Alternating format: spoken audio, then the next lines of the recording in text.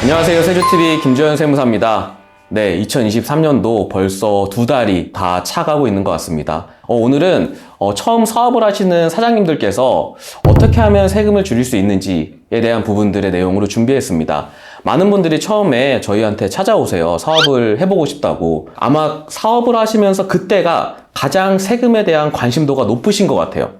왜냐면 여러 가지 구상을 하시는 시기다 보니까 이건 되나요? 이건 안 되나요? 이건 되나요?를 정말 많이 물어보시는데 도리어 오픈을 하시고 나서는 이제 너무나 빠르게 돌아가는 그 영업 환경에 의해서 그런 거에 대한 의문을 많이 좀 내려놓으시는 것 같더라고요. 그러다 보니까 처음에 사업을 시작을 하실 때 내가 어떠한 방향으로 이 세금에 대한 부분들을 알고 갈지 또 어떻게 도움을 받을지를 정해놓고 가시면 아마 앞으로 사업을 하시는데 훨씬 더 큰 도움이 되실 거라고 생각을 하고 있습니다. 그런 의미에서 지금부터 처음 사업을 하시는 분들, 절세를 위해서 꼭 아셔야 하는 꿀팁 5가지를 제가 자세하게 설명드리도록 하겠습니다.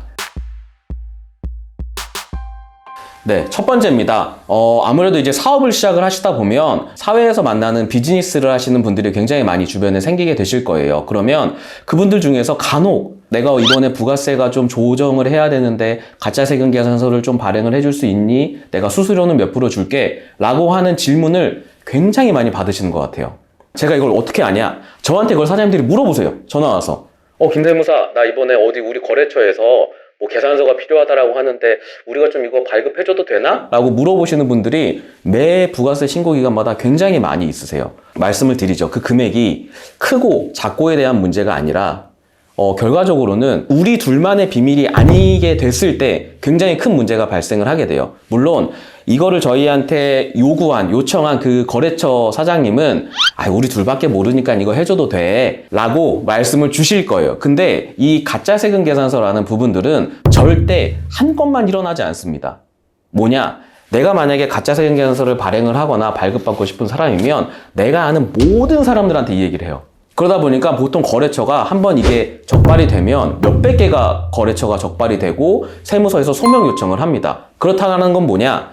내가 굳이 이 사람과 문제가 발생하지 않더라고 하더라도 이 사람이 본인이 문제가 발생을 했을 때는 그 피해가 오롯이 나한테까지 온다라는 거예요. 가짜 세금 계산서는 굉장히 제재하는 요건들이 큽니다. 최근에 아마 기사를 보셨다라고 하면 그 전자상가에서 굉장히 많은 몇백억대의 가짜 세금 계산서, 그리고 최근에 사업주 어떤 분이 몇십억 세금 계산서를 가짜로 발급을 해서 부가세를 어떻게 했다라고 이런 기사들이 굉장히 많이 있어요. 근데 가짜 세금 계산서는 걸릴 수밖에 없어요.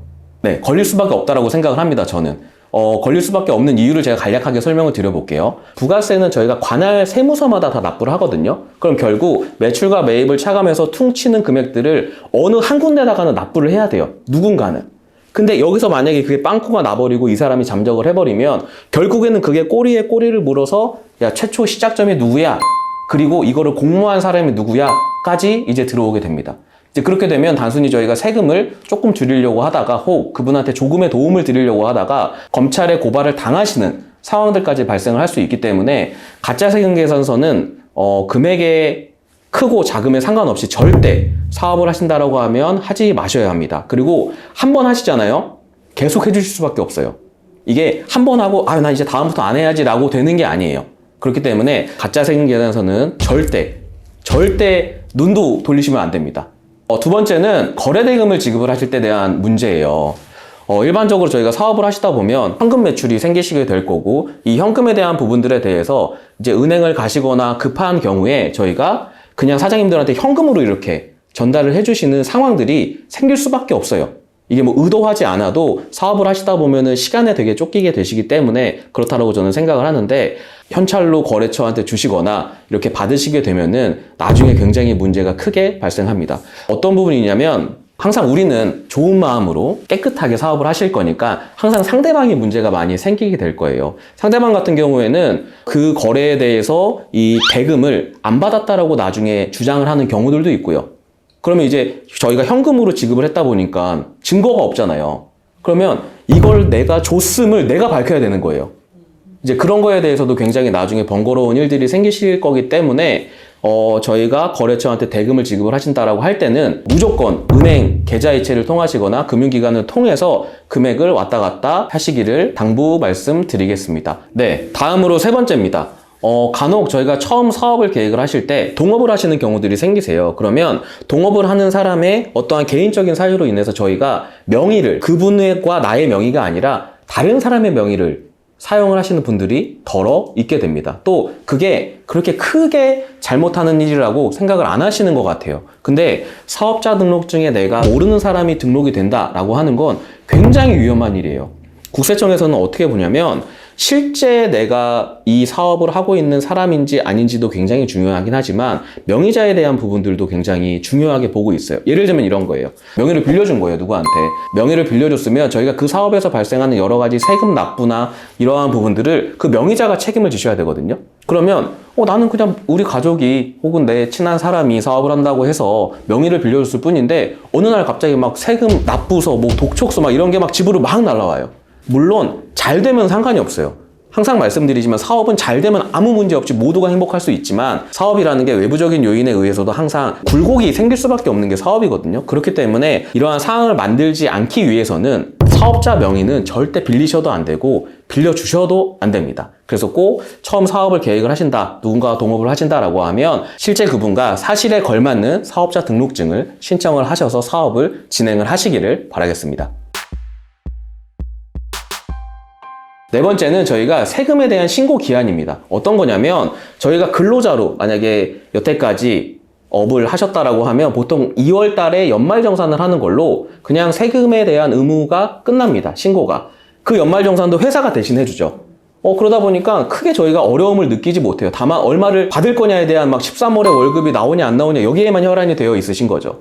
반면에 사업을 시작하신다라고 하는 건 그 지금 해당되었던 회사에서 진행을 하는 부가세나 소득세 신고를 직접 챙기셔야 된다는 의미입니다. 결국 1년에 2번인 부가세 신고와 1년에 1번 종합소득세 신고를 챙기셔야 되는데 내가 막 사업을 하고 혹여나 이게 초반에 굉장히 많은 투자비가 들어가서 내가 세금을 계산을 해봤더니 납부가 어려운 상황이야 라고 하시는 경우들이 덜어 있어요. 그러면 이제 많은 사장님들이 어차피 내가 신고해도 세금을 못 내니 그냥 모르겠다, 세무사들 전화 와도 받지 말고 그냥 쌩 까야지, 약간 이런 느낌으로 전화를 안 받으세요, 그때부터. 근데 절대 그러시면 안 돼요. 내가 세금을 내는 것과 세금 신고를 하는 거는 별개입니다. 세금 신고를 안 하면 세금을 납부 안 한 것보다 가산세가 더 커요.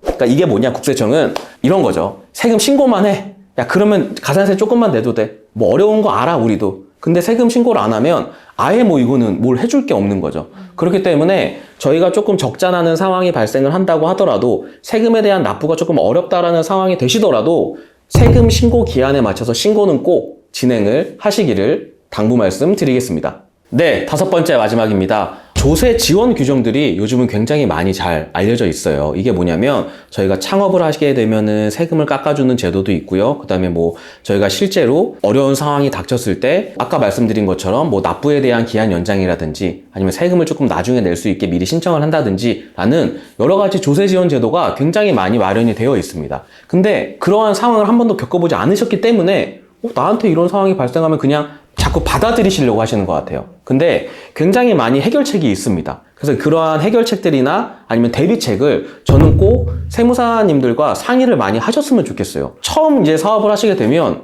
마치 세무사님과 함께 일하는 거를 국세청이랑 함께 일한다는 약간 동일시 보시는 부분들이 있어요. 뭐냐?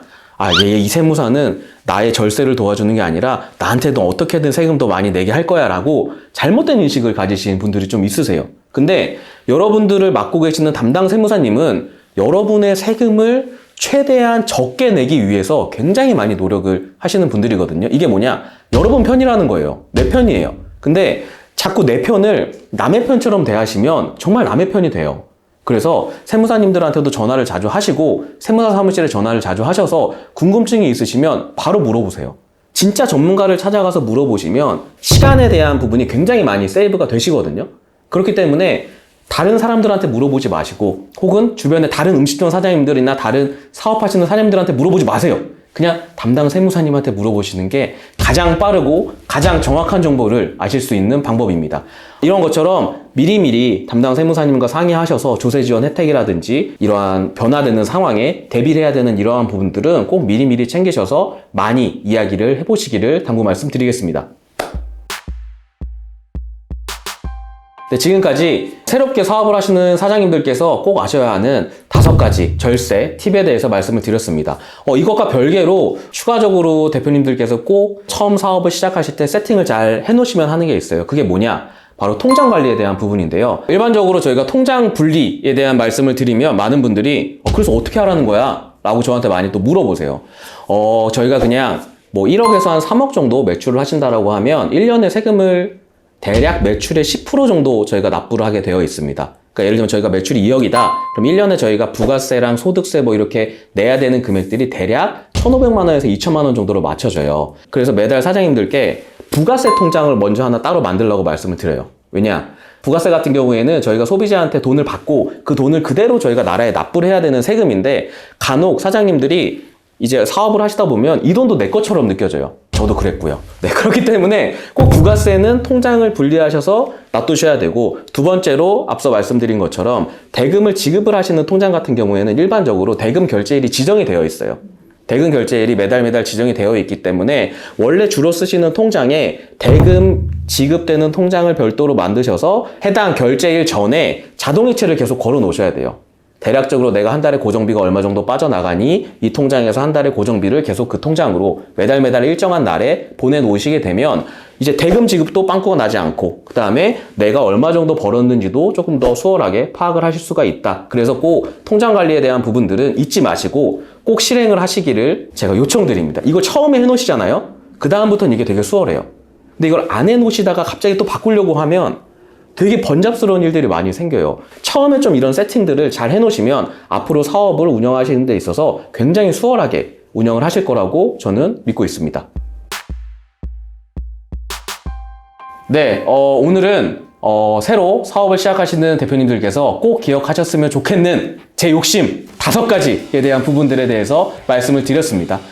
제가 말씀드린 이 부분 꼭 기억해 주시고 올해 사업 대박 나시길 바라겠습니다. 감사합니다.